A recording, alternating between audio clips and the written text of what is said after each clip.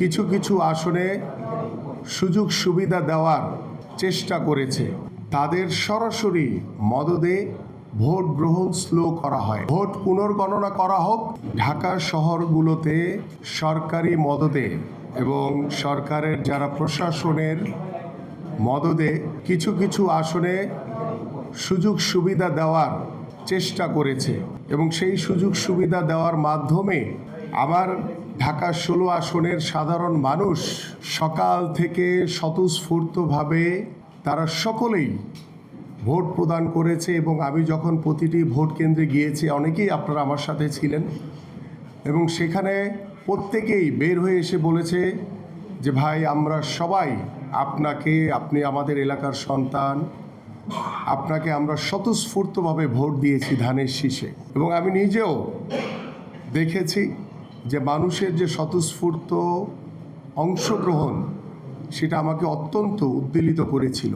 কিন্তু যখন সময় গড়াচ্ছিল, আমি অনেকগুলো ভোট কেন্দ্রে গিয়ে দেখেছি যে ভোটাররা লাইনে দাঁড়িয়ে আছে, এক একজন 3 ঘন্টা 4 ঘন্টা পর্যন্ত দাঁড়িয়ে আছে, কিন্তু তারা ভোটটি প্রদান করতে পারছে না।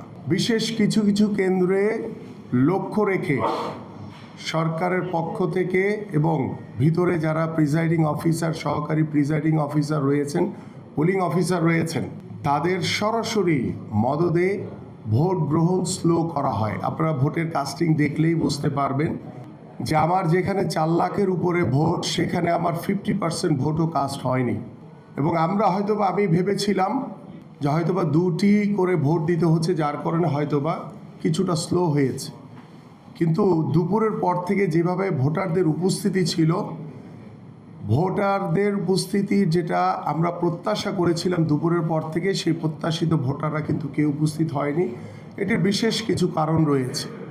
কিছু কিছু জায়গায় বিচ্ছিন্ন কিছু ঘটনার মাধ্যমে লাঠিচার্জের কারণে ভোটাররা ভয়ভীতি পেয়েছে, যারা উপস্থিত হতে পারেনি। অনেক জায়গায় দীর্ঘ লাইনের কারণে তারা দীর্ঘক্ষণ ভোট প্রদান থেকে বিরত ছিল, যার কারণে তারা ভোট কেন্দ্রে উপস্থিত হয়নি।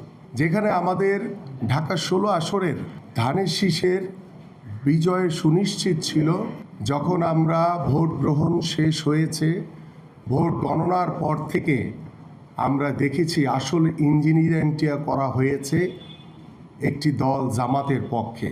জামাতের প্রার্থীকে বিজয়ী করার জন্য 8টি থেকে 10টি কেন্দ্রকে টার্গেট করে তারা কাজ করেছে। যে আমাদের যারা এজেন্ট ছিল, তাদেরকে কিছু কিছু জায়গায় বের করে দেওয়া হয়েছে জোর করে, যে আমরা নির্বাচন কমিশন এবং রিটার্নিং কর্মকর্তার বরাবর আমরা চিঠি দিয়েছি যে ভোট পুনর্গণনা করা হোক, পুনর্গণনা না হওয়া পর্যন্ত এটার গেজেট স্থগিত করা হবে, এবং আমি পুনর্নির্বাচন চাই। এই পুনর্গণনা শেষ না হওয়া পর্যন্ত এই গেজেট, এই আসনের ঢাকা 16 আসনের গেজেট যাতে প্রকাশিত করা না হয়। ভোটাররা ভোট দিয়েছে আমাকে,